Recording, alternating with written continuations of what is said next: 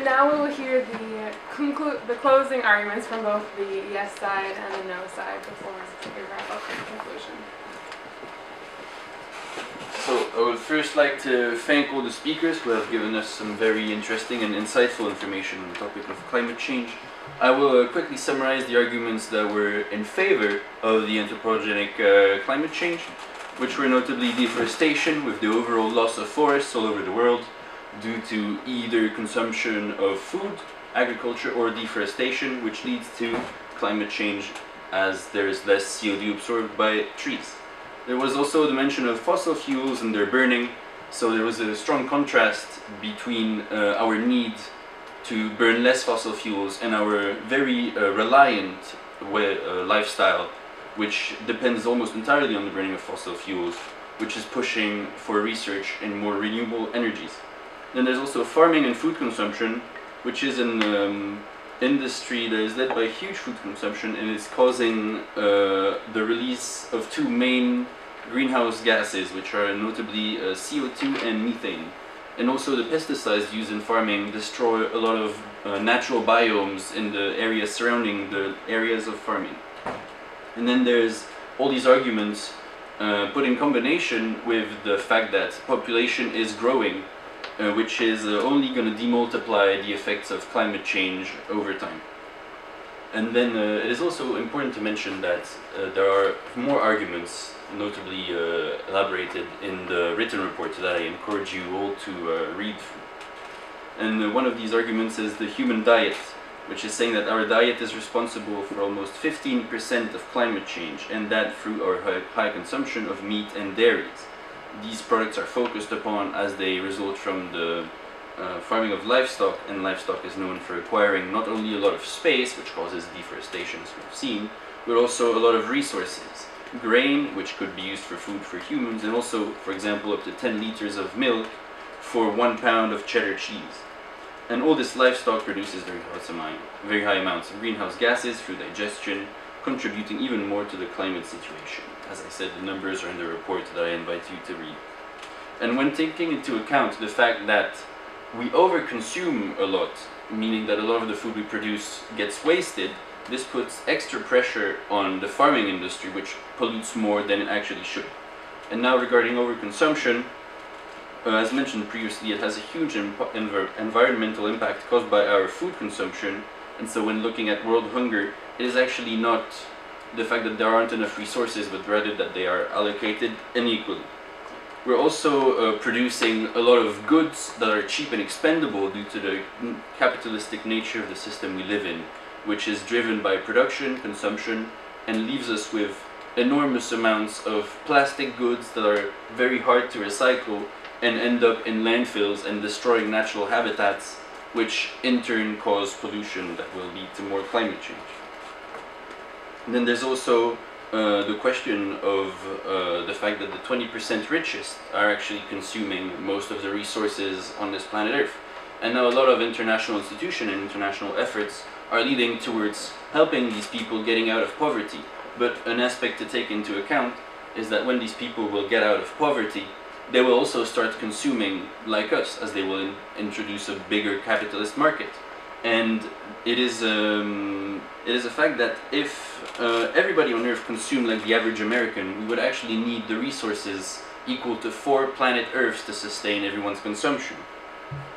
And then this getting out of poverty, which is actually happening right now, is causing an increase in the urbanization process. So there's a lot of rural exodus towards urban centers, which makes it really hard for these emerging cities to cope with the influx of migrants. And it's making it also really hard for them to manage the ecological side of things. So we have, it leads to cases such as desertification around the Sahara, or to cities having very inefficient ways of treating waste.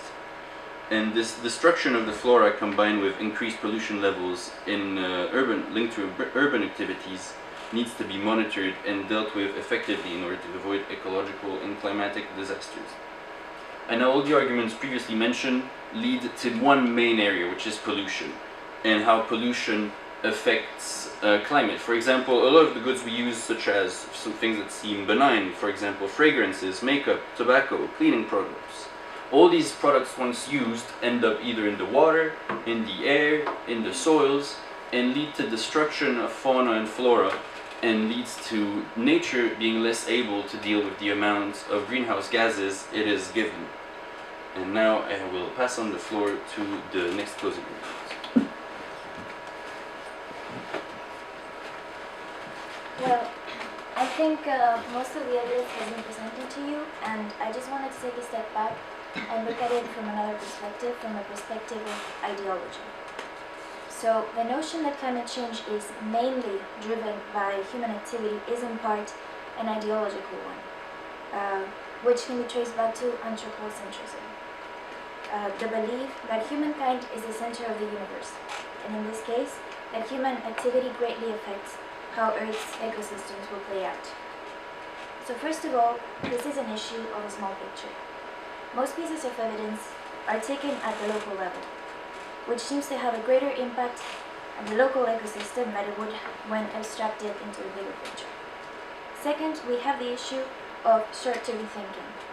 Evidence dates back at most to the end of the 20th century, and we cannot logically make any assertions on long-term trends when our data dates back to less than 100 years ago, especially when the Earth's climate cycles change at rates of thousands of years. Moreover, as we look back in time, there have been periods of warmer climate. For instance, in medieval times, people at some point lived at 2 to 5 degrees warmer temperatures than we do today. Moreover, whatever happened to healthy skepticism, the issue of ideology is that it is a set of facts about the world that need to come together in a block in order to create a coherent worldview. It is oversimplistic and does not allow for dissent. It is important to remind ourselves of the fact that we don't need to agree with every single point of climate change that activists and politicians put forward. And we are free to take or reject any notions we as individuals believe are correct. An issue with climate change ideologues is that they often produce skewed graphs, skewed evidence. For instance, the infamous hockey stick graph presented by Al Gore did not include data from previous centuries and did not acknowledge that rising temperatures are part of the Earth's natural heating and cooling cycles. It is considered a piece of propaganda aimed at electoral gains, and it basically scared the population out of critical thinking and into mindless activism. We should ask ourselves who benefits from this ideology. Business and politics. Businesses are taking the opportunity to cash in on eco-friendly products and deregulation. And the nature tourism sector is raking in the profits of tourists that are visiting natural sites in fear that they will soon be lost to climate change. Developing countries are also suffering from criticism from their CO2 emissions when going through the stages of development that rich countries went through in the past without criticism. So this also only contributes to maintain global inequality. In terms of groupthink, is it really 97% of all scientists that agree on anthropogenic climate change? Or is it only the heads of these scientific organizations? Do climate change activists extend the consensus to all the members of these organizations? A useful tool to detect groupthink and irrational thinking is to assess how dissenters are being treated.